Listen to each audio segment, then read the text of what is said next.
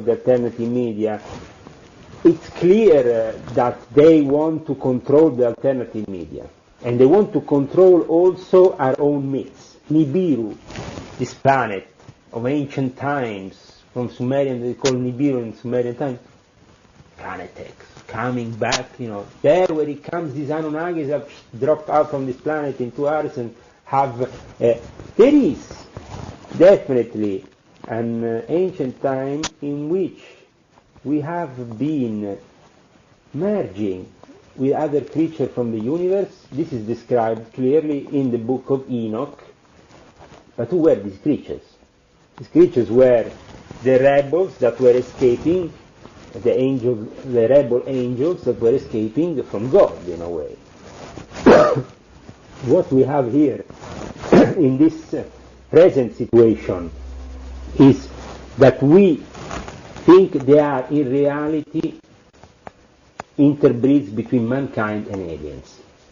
And this is the biggest disinfo that we can get. Okay, if you believe that's disinfo, then let's talk about underground bases. Why do we have underground bases, since you say that in your experience they do exist? In my experience they do exist, and they do exist also people that are particularly inclined in working those underground bases, because you can experiment bacteriological, nuclear, and all kinds of devices that are not possible to be experimented overground.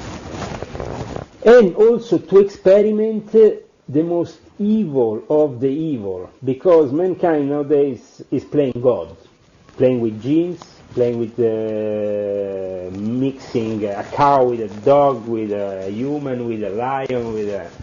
Okay, but what about...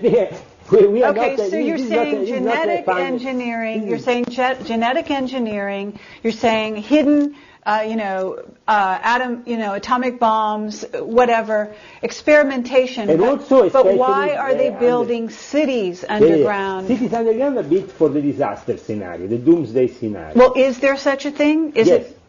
What is that? Is this a real scenario, or is this fake? From my experience in the Illuminati, the moment in which 2012 was mentioned was either because 2012 was 21st of December, the peculiar date in which a ritual had to start, a Pythagorean ritual, because Freemasons traced their ancestry to Pythagoras as their first... Pythagoras, yes. For them, the fact that this 25920 is the number of God, and it coincides with the changing of an era, has to be celebrated with a ritual that reflects above below. So on the 21st of December, you're going to all see them there with their aprons, the thing. It's a holy day, it's the winter equinox. But do we see no cataclysm? The whole pyramid will be together. For the first time, every single cult will be celebrating one way or another this specific day. And because we are moving the whole of our consciousness into a different part of the universe here. So this is a positive vision of the future, isn't it? I have definitely a positive vision of the future, but I also have another some questions regarding how the so-called Illuminati at the top really are taking things.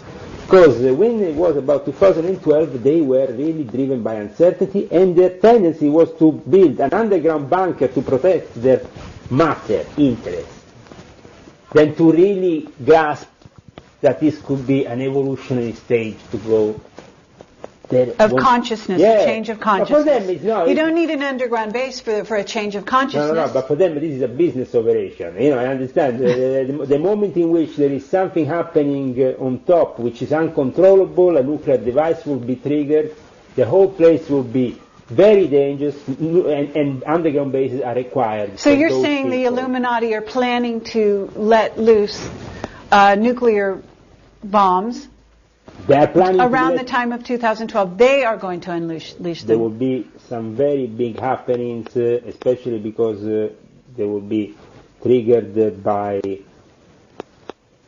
unfortunately, very serious events that might happen around the Olympics of 2012 in England, which seems to be... In England, but 2012, okay, so...